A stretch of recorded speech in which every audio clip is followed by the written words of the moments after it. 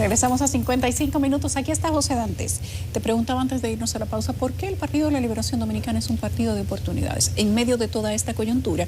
¿Y por qué están ustedes seguros? Escuchaba esta semana al expresidente Danilo Medina decir que las puertas del Palacio en el 2024 seguro se abren para el candidato a la presidencia del PLD. O la candidata, sí. O la candidata. Mira por qué.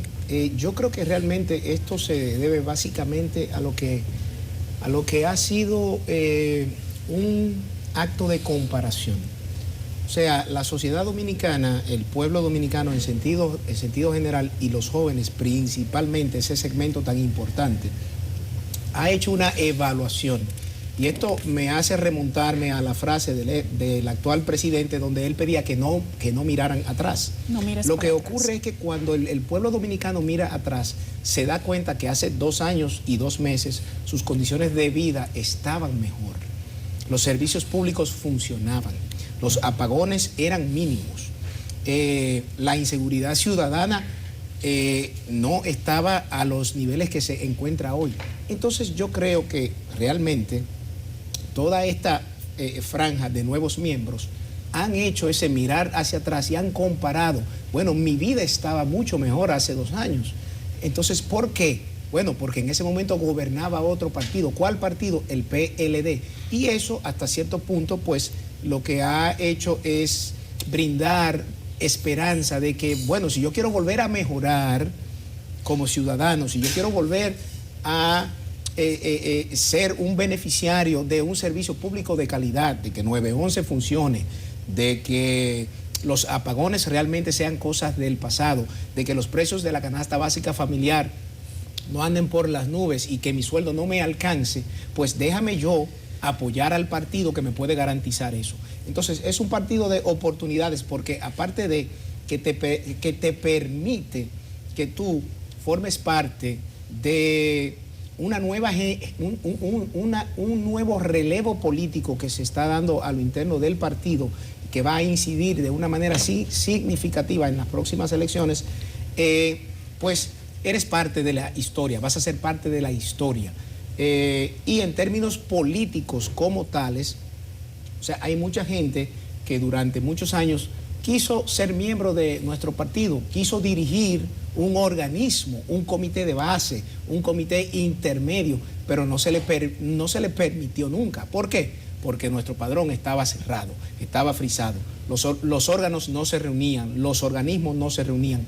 Entonces, con fruto del mandato del Congreso pasado, pues se ordenó, se mandató a que esto se cambiara y a que se abriera el padrón, se sumaran nuevos miembros y hoy ya cuentan con la categoría política de ser o miembros de un comité de base o presidentes de un comité de base o presidentes de intermedio y ya adquieren una categoría política en su territorio y son reconocidos como tales en sus comunidades. Entonces es un partido que te da la oportunidad de tú crecer en términos políticos y muestra de ello es que para la candidatura presidencial 5 de los 6 nunca habían sido aspirantes a la candidatura presidencial.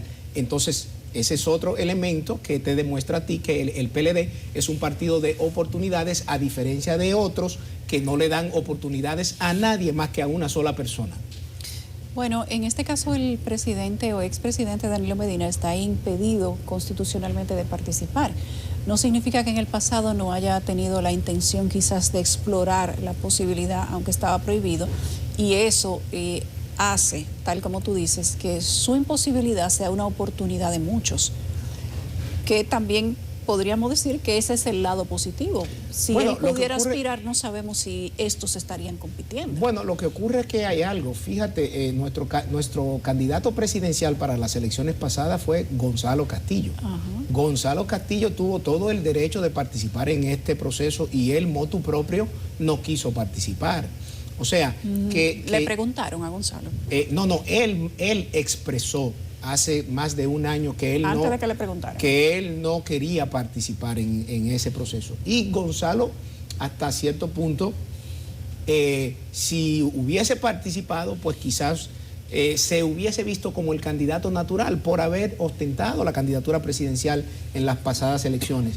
Pero que el expresidente Medina no esté hábil constitucionalmente, ciertamente es un elemento que permite que haya un relevo también. Aunque yo creo que aunque él hubiese estado, creo que él ha entendido que ya es hora de dar paso a un nuevo relevo político. Y yo creo que eso es una grandeza que hay que reconocerla, porque los demócratas, los líderes, realmente se miden también en función de la calidad y de la cantidad de los liderazgos que puedan crear.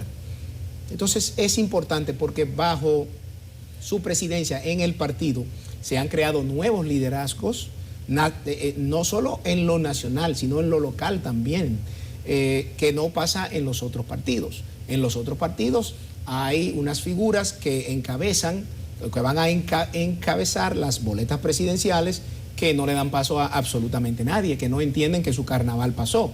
Entonces, por ejemplo, o sea, yo tengo un... Dame ejemplos.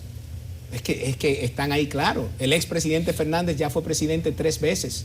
La última vez que él fue presidente, hace 10 años, mis 2 hijos, mi hijo tenía 10 años y mi hija tenía 4. Ya él no es un referente para ellos, uno de los cuales vota en las próximas elecciones. Bueno, ya votó. Entonces, ¿qué es lo que te quiero decir? Yo creo que los políticos, y ya llegó la hora de cambiar esa forma de hacer política, tienen que entender cuándo deben retirarse. Esto no es para toda la vida. Usted está de acuerdo y acorde con un pensamiento social durante un tiempo X. Llega un momento en que ya, por más que usted evolucione o trate de evolucionar, la sociedad ya no lo asume porque usted no representa, independientemente de que usted hasta cierto punto hable el lenguaje, que usted interprete las causas que mueven a la sociedad. Ya la sociedad dice, realmente ya es hora de ver hasta caras nuevas. O sea, ¿por qué razón en los países de primer mundo, cuando los presidentes ya concluyen sus periodos, simplemente se dedican a otras cosas, se dedican a causas mundiales o causas locales? ¿Por qué razón en la República Dominicana nuestros políticos insisten en querer volver y volver y volver? Hay que romper con esa práctica, porque es una práctica que no contribuye a la democracia. La democracia significa alternabilidad, y así como hubo en las elecciones pasadas una alternabilidad, no es solamente de partidos, sino también de figuras, porque yo no hago nada alternándome, siendo precandidato en un partido para luego ser tránsfuga e irme a otro partido y aspirar por la misma posición, porque estamos en lo mismo. O sea, es un traje diferente, pero es la misma persona. Y yo creo que la sociedad dominicana ha madurado lo suficiente para darse cuenta de que eso no es lo que quiere. Y nuestro partido, en este caso, con este proceso de renovación, da muestras claras de su compromiso con la alternabilidad, con la democracia, con la participación y con la pluralidad. Es el único partido que tuvo 6 aspirantes, 3 hombres y 3 damas. O sea, la paridad estaba garantizada ahí. Entonces, serán los militantes de nuestro partido y los simpatizantes de nuestro partido y la ciudadanía en sentido general que participe en la consulta del próximo domingo, que definirá quién va a representar al PLD en las elecciones presidenciales del 24. Nada más democrático que eso. Nada más democrático que eso. Dices tú, las posiciones que no tienen que ver con la candidatura presidencial. Hablemos de senadores, diputados, regidores, alcaldes. ¿Cómo está ese proceso? Ese proceso realmente no se ha iniciado porque los tiempos no están para esos fines. Pero la prioridad es la hay consulta. aspirantes declarados. Claro, siempre van a haber, aspirantes van a haber. Yo, por ejemplo, aspiro a la senaduría de aquí, Hay otro de mi partido, hay otro miembro de mi partido que aspira también a esa misma posición. Hay otros para las diputaciones, etcétera, para las alcaldías, pero eso será a partir de julio del 23. ¿Por qué? Porque la Junta Central Electoral, la ley de partidos dice claramente que la pre-campaña se inicia el primer domingo de julio del año preelectoral. Entonces, a partir de julio del 23 es que vamos a ver ya de manera formal precandidatos a senadores, a diputados, a alcaldes, a regidores, a directores de distrito. O sea que hay tiempo para eso. Ahora, para lo que no hay tiempo, para lo que no teníamos tiempo, era para definir un aspirante presidencial. ¿Por qué? Porque los otros dos partidos desde hace años ya tenían predefinidos a sus aspirantes. Uno, el actual presidente de la República, que se cae de la mata, que va por la repostulación, y el otro, el candidato eterno de la Fuerza del Pueblo. El candidato eterno. Ahora que tú has mencionado la ley de partidos, que sabes que está en un proceso de renovación, de un proyecto para modificarla, sí. Tengo entendido que casi ese proyecto está listo y que en los próximos días se supone que se debería de consensuar para entregarse. Quiero saber si tú, como PLD, entiendes que tendríamos una ley de partidos nueva, lista para las próximas elecciones del 24. ¿Sí crees que hay consenso? Tú has estado en la mesa del Consejo Económico y Social. Sí, así es. ¿Qué se ha hablado ahí?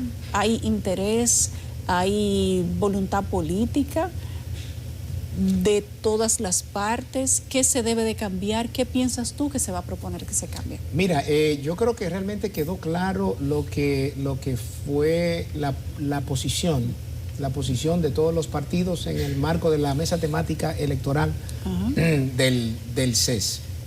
Se llegaron a unos consensos importantes sobre ambas leyes, no solo la ley de partidos, sino la ley electoral también. Y nuestra intención, nuestro deseo es que el proceso del 24 pues, se pueda llevar a cabo sustentado en un nuevo marco legal electoral. Ahora bien, la voluntad política de parte de nuestro partido está presente y ha estado presente en todo momento. Lo que habría que ver es si la voluntad política del partido que tiene la mayoría en el Congreso existe. Ellos dicen que sí, de forma discursiva, hay que ver si en los hechos y en la práctica es así. Me da mucho, me da mucha esperanza realmente saber que se ha avanzado. Sin embargo, no he visto en los medios ningún tipo de información sobre los avances de la comisión. Yo no sé si es bicameral, creo que no, creo que se está conociendo es en el Senado. En el Senado, sí. Y no han hecho vistas públicas tampoco. Lo que se hizo fue que el proyecto que se consensuó en la mesa del CES se entregó en el Senado y es sobre ese proyecto que se está trabajando, tanto para la ley de partidos como para la ley electoral. ¿Se entiende consensuada ya cuando sale del CES? No, o sea, hay consensos logrados, hay consensos, muchos consensos sobre una serie de tópicos, sobre una serie de elementos importantísimos para el proceso electoral. Ahora, hay disensos sobre otros aspectos que ya tendrán que discutirse en el Congreso Nacional. Ejemplos, algunos ejemplos de cuáles elementos están consensuados y cuáles no. Por ejemplo, ¿cuáles elementos están consensuados? Están consensuados elementos como que, por ejemplo, hay que respetar las cuotas de la mujer y la cuota de la juventud. Eso, ahí no hay discusiones. Ahí hay un consenso mayoritario de que debe respetarse. Hay partidos minoritarios y algunos representantes de la sociedad civil que planteaban la paridad 50-50. Pero en ese sentido, en el CES, lo que se consensuó hasta cierto punto fue que se mantenga como está en la ley actual. ¿Por qué? Porque 50-50 sería limitarlo. Actualmente la proporción es 60-40 de cualquiera de los dos lados. ¿40 mujer, 60 hombre? No. 40-60 cualquiera de los dos. Cualquiera de los dos. O sea que podemos tener un 60% de mujeres. Y un 40%. Entonces, ¿por qué razón me quieren limitar la participación de la mujer a un 50%? No, vamos a dejarlo y que finalmente los partidos políticos junto con la sociedad dominicana sean los que determinen. Entonces, un disenso, por ejemplo, te puedo comentar, un disenso es... la Junta Central Electoral quiere atribuirse una serie de facultades que son del TSE. Lamentablemente, ahí no creo que vamos a lograr un consenso porque la Junta Central no puede ser juez y parte. La Junta Central es un órgano administrativo exclusivo para organizar y administrar las elecciones, las asambleas electorales cada 4 años. Ya no es un tribunal. Ya no es un tribunal. Entonces, lamentablemente, en el proyecto intentaron atribuirse una serie de facultades que son propias de lo contencioso. Por ejemplo, otro de los disensos es, y este es muy, muy delicado, los partidos pequeños querían que la distribución de los fondos públicos, como está actualmente, que es un 80% para los mayoritarios, 12% para los que saquen entre un 1 y un 5%, y un 8% para los que saquen entre 0.1 y 0.05, no, entre 0.1 y un 1%, querían, copiando de otros países, cosa que nos ha hecho mucho daño en el pasado con otras leyes que importamos sin entender la cultura nuestra local o por la presión de órganos internacionales, querían que la distribución de los fondos de los partidos políticos haya como una base que sea equitativa para todos los partidos, independientemente de la participación que hayan tenido en el torneo electoral previo. ¿Por qué se opuso la mayoría de los partidos del sistema mayoritarios? Porque eso daría pie a que cualquier fulano diga, pero no, espérate, ahí hay un pastel del cual yo me puedo comer un pedazo. Entonces agarra y arma un partido político nuevo, ponte tú que cumpla con las condiciones y por el simple hecho ya de crear un partido político nuevo le tocaría una distribución de fondos. Entonces eso es peligroso porque pudiera atomizarse el sistema de partidos. Se puede convertir en un negocio, en una empresa. Exactamente. Y en vez de 26 partidos que hay hoy, cuando vienes a ver, se acaba con 85 partidos. ¿Por qué? Porque por el simple hecho de tú existir como organización política habría que darte recursos públicos. Entonces ahí hay un disenso total y creo que eso no va a pasar en ese sentido. Y vuelvo y digo, la voluntad política de parte nuestra está. Hay que ver si la voluntad política del PRM, que tiene la mayoría en ambas cámaras, pues se hace presente y se avanza. Y en esta, de aquí a que concluyan los trabajos del Congreso Nacional, de aquí al mes de febrero, podemos contar con 2 leyes nuevas, una de partidos y una ley electoral. ¿Y la fuente de los ingresos? Cuando se presentó el primer proyecto de ley de partidos políticos y ley electoral, se suponía que los partidos no debían recibir dinero fuera de los aportes que se le iba a hacer del presupuesto nacional. Para liberar el tema del narcotráfico, pero eso no se aprobó. No, lo que ocurre, Yulisa, es todo lo contrario. Ese financiamiento público viene a los fines de evitar que el sector empresarial y que el dinero del bajo mundo se inserten en los partidos políticos y sean su principal fuente de financiamiento. Pero con ese primer proyecto se suponía que los partidos no iban a recibir de esos sectores oscuros. Para eso era la aprobación. Claro, es que eso es ilegal y sigue siendo ilegal. En la ley actual ¿Seguirá es ilegal. siendo? Claro que sí, continuará siendo. Ahora, lo que tú no puedes es prohibirle a un negocio lícito, a una empresa lícita, de lícito comercio, que pueda aportar. Pero no hay los límites de los aportes. Los topes. La Junta Central Electoral había planteado que los topes se redujeran. Los partidos pequeños también lo plantearon, pero lamentablemente la actividad política en nuestro país es extremadamente cara. Entonces no se puede limitar, no se pueden cambiar esos topes y menos cuando hay siempre un partido que va a tener una ventaja y es dirigir las instituciones públicas. Pero ¿cómo va a ser que un país tan chiquito, con poca gente, tiene que tener campañas que sean tan costosas? ¿Cómo puede ser que una candidatura política a la presidencia cueste 2.000 millones de pesos? La cultura política de nuestro país tiene que cambiar. Por eso, por lo menos en el caso nuestro... ¿Esa no es una manera de avanzar, cortando esos topes? No, porque si tú cortas esos topes, lamentablemente lo que vas a hacer es que vas a beneficiar al que está en el poder, que tiene recursos de todo tipo y te va a aplastar.